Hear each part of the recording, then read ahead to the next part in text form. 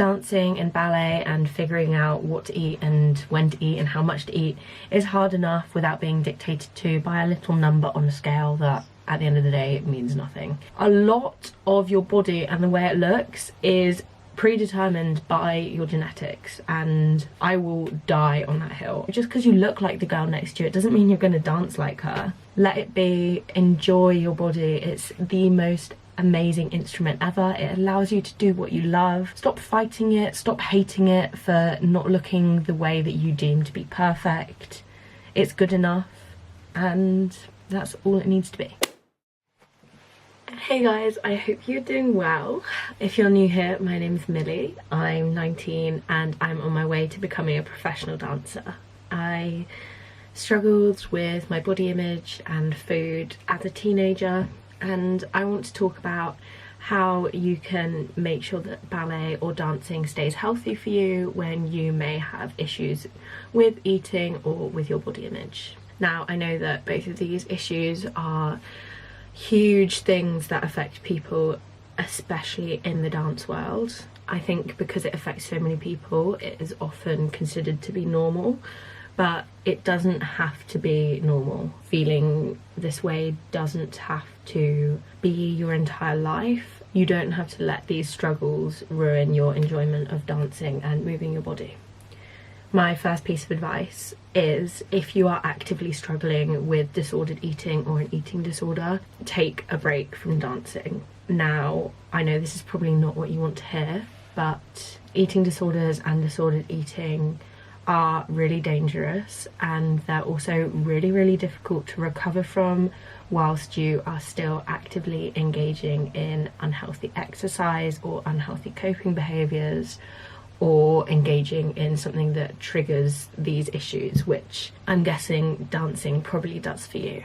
Now, I'm not saying you have to stop dancing forever. I'm just saying that sometimes taking a small break can be exactly what you need to remember why you fell in love with dancing in the first place, and relearn how to respect your body, how to fuel it properly, how to take care of yourself. Sometimes when you're too immersed in the world of dancing, it can be difficult to take a step back and see what's actually going on.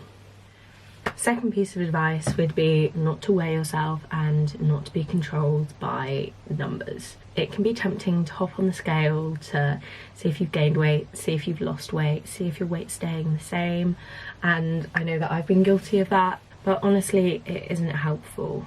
Your weight is affected by so many different factors other than fat gain or fat loss, which I'm guessing is kind of what you're looking out for when you step on that scale. That little number on the scale when you step on it says nothing about your health, it says nothing about your ability to dance, and therefore it's not a useful number to work with. Depending on whether or not you're seeing the number that you want to see, it can affect your mood and your eating habits, change how you feel about yourself and how you perceive your body. Now, if you're struggling with body image issues or body dysmorphia, seeing a number on the scale will directly impact how you perceive yourself in the mirror. Your body may not have changed at all, but because your weight has changed, the way that you perceive yourself will also change, which we don't need. That's just going to cause us more issues. Dancing and ballet and figuring out what to eat and when to eat and how much to eat is hard enough without being dictated to by a little number on a scale that at the end of the day it means nothing. So if you can, please try not to weigh yourself.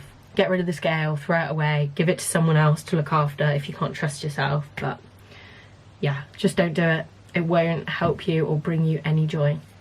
I just want to say a super big thank you to BetterHelp for being the paid partner on today's video. If you've watched my videos before, you will know that I am a massive supporter of BetterHelp. They are an online therapy platform that basically makes getting help a lot more accessible and a lot easier. The way it works is you answer a few questions about what you're looking to get out of therapy, and they will match you with a therapist, in most cases in under 48 hours, which compared to the wait lists in your classic therapy, it's insane. It's so good. You also don't need to worry, because if for whatever reason you don't click with the therapist, they will find you a new one as soon as they can at no extra cost. I am a big believer, as you know, that more people could be benefiting from therapy. I genuinely think that there aren't many people who wouldn't benefit from speaking to someone about what's going on in their lives. I hope that this is a reminder that things don't need to get really bad before you seek help. Prevention is so much better than cure, and BetterHelp can help you with that. They have very kindly given me a discount code so you guys can get 10% off your first month of therapy if you go to betterhelp.com/therealrapunzel. Thank you again, BetterHelp, for being today's paid partner, and we'll get back to the video. My third piece of advice would be to work really hard not to compare yourself to other people. It's so easy to fall into this trap when you're trying to evaluate how much you've progressed or like how good you are. It can be so easy to judge that based off of other people, but you have to remember you're on your own journey, you're on your own path, you're going at your own pace, and you just got to keep your eyes on the road. You can't be comparing your path to someone else's, because they're not the same, and maybe they dance differently to you, maybe they look different to you, but it doesn't mean that they're necessarily better than you, and it doesn't mean that they're doing something right and therefore you're doing something wrong. It just means that they're different, and that's fine. One of my favourite quotes is, "Comparison is the thief of all joy," and it is so true. When I'm just minding my own business and dancing because I love dancing, I feel amazing, I'm on top of the world, I'm like, oh my gosh, this is why I do it, I look so good, I feel so good. As soon as you stop and directly compare what you're doing to the person next to you, that's when the negative thoughts come in. Now, this doesn't just go for like your dancing ability, it also goes for the way that you look. Maybe you're looking at the girl next to you wishing that you were their height or their body size, or you had legs like hers or arms like hers. You're just going to wish your life away doing this. No matter how badly you wish that you were 5 inches shorter or 5 inches taller, no matter how jealous you are of that, no matter how much it eats you up, it isn't going to change. So you're just going to waste your life and make yourself miserable by wishing to be something you're not. And the same goes for your body type. Now, I know that some people will be like, oh, it's not genetics, it's, you know, how much effort you put in, like what you eat, how much you work out. But honestly, a lot of your body and the way it looks is predetermined by your genetics, and I will die on that hill. Honestly, I am never going to have the body type of some of the other girls that I dance with and look at and go, oh, I wish I looked like you. But genuinely, it would not be healthy for me to force myself to look that way. And you know, maybe through extreme dieting or extreme exercise I could potentially achieve that look. It wouldn't be good, it would make me sick, and I wouldn't be able to maintain it and be a happy, healthy, functioning dancer. And that is what you have to remember. Your body is your instrument, it is what allows you to move, and so you want to be doing everything you can to like maximize that and get the most out of your body. Forcing it to change to look a way that it isn't naturally meant to look, it's not going to make you dance any better. You know, just because you look like the girl next to you, it doesn't mean you're going to dance like her. I know that for me, my body, when it looks like this, it allows me to dance to the best of my ability, and if I was to shrink myself, I would no longer be able to dance as well as I'm able to now. And even though I may look like other dancers that I've seen that are way better than me, it doesn't mean that I'm going to be way better. It doesn't mean that I'm going to magically be able to dance like them. It just means that I'm going to be unhealthy. It means that I'm probably going to be tired, I'm going to be distracted, I'm going to be trying to control things that realistically are out of my control and should be left that way. Now, I know that ballet in particular, it comes with a lot of perfectionism, and a lot of people who pursue ballet as a hobby or as a career are perfectionists themselves. And whilst perfectionism can give you so many amazing qualities, at the same time you can't apply that to every aspect of your life, and you can't control your body, you can't control the way that you look, and you have to remember that when you have perfectionist tendencies, in your eyes you're probably never going to be perfect, you're never going to be good enough if you allow yourself to run away with this. Let it be, enjoy your body, it's the most amazing instrument ever. It allows you to do what you love, so stop fighting it, stop hating it for not looking the way that you deem to be perfect. It's good enough, and that's all it needs to be. Point number 4 is try and be relaxed with food, try and chill out. Like, I know that you're an athlete and you need to be fueling your body to the best of its ability, but that doesn't mean that you need to be tracking every single thing you put in your body.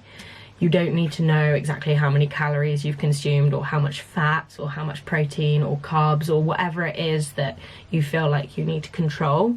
Realistically, you don't. The human body is this amazing thing that has been designed to only consume what it actually needs to survive. So if you listen to your body and you give it what it wants, then you're gonna be okay. Humans have survived for hundreds of thousands of years without calorie tracking apps and counting their macros and whatever, and they've been perfectly fine. They have achieved amazing athletic things without counting and tracking all of these things, and you can too. As soon as you get into this route of like controlling your food and what you eat, you're kind of on a downward spiral towards disordered eating and no longer enjoying food. Even though you're an athlete, food is so much more than just fuel for your body.